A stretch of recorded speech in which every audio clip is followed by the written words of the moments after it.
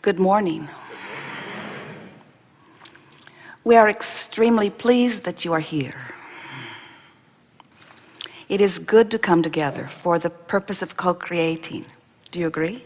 Yes. You're knowing what you're wanting? It moves about a bit, yes. You are appreciating the expansion of your personal desire.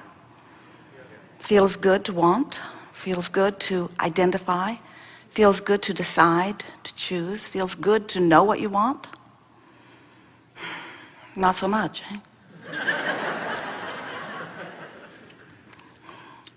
As we chew together today, it is our desire that by the time we come to a conclusion, that you have come all the way full circle to this first question: are you enjoying the evolution, the presence of, the expansion of this constantly evolving desire that is within you?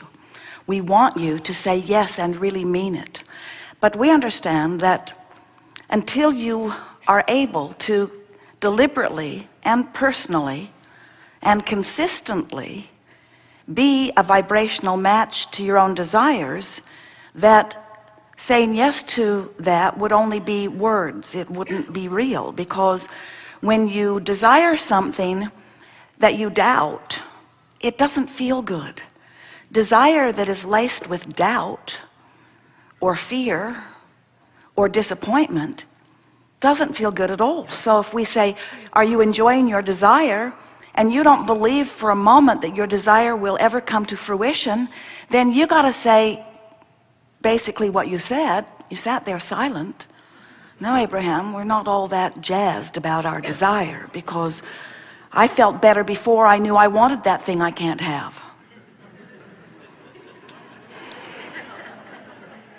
And from our vantage point, nothing falls in that category. There is nothing that this time-space reality can have inspired within you that is now a desire that you can't experience fully. Nothing that you want cannot be.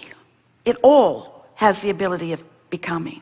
In fact, and most of you don't like hearing this, it is mostly already become, because everything that manifests becomes a vibrational reality first, and that's far and away the most creative juice.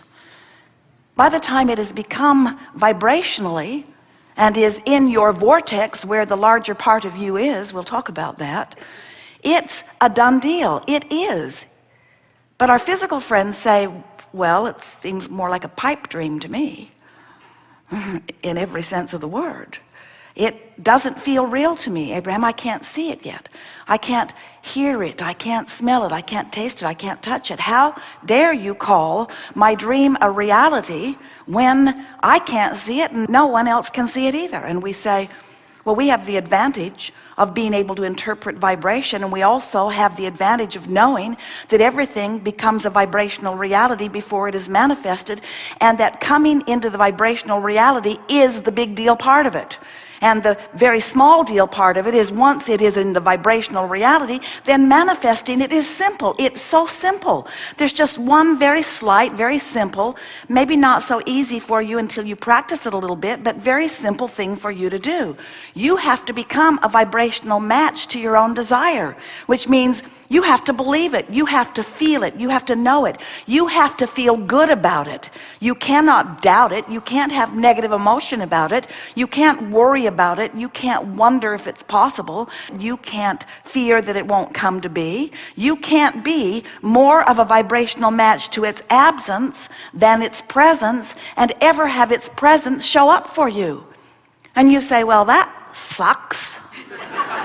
Because how do I feel its presence before I see its presence? And we say, that's the flawed premise that will trip you up thing after thing after thing. So often humans are offering their vibration in response to what they observe.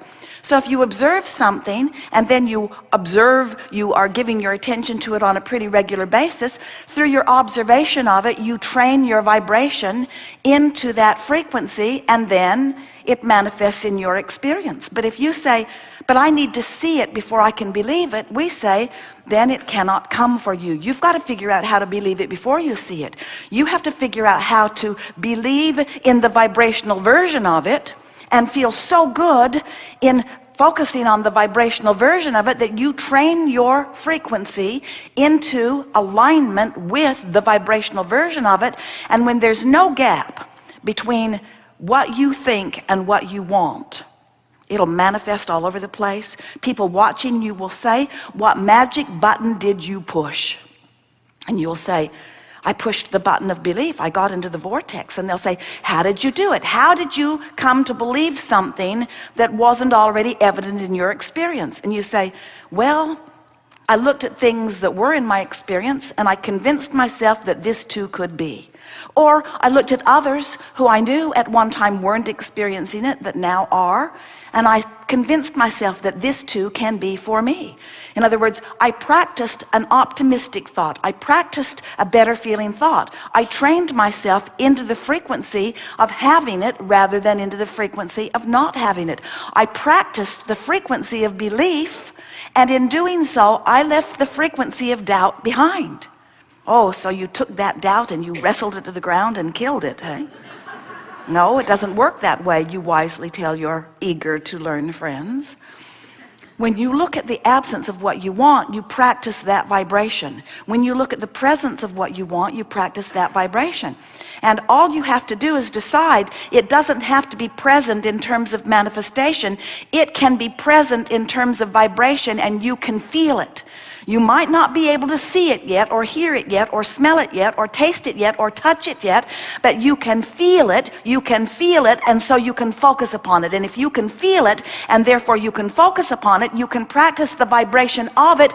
And if you practice the vibration of it consistently enough that the vibration of the presence of it is tipped slightly on the fulcrum of your vibrational attitude, once you practice the vibration of the presence of it just slightly more than you practice the vibration of the absence of it, it must be.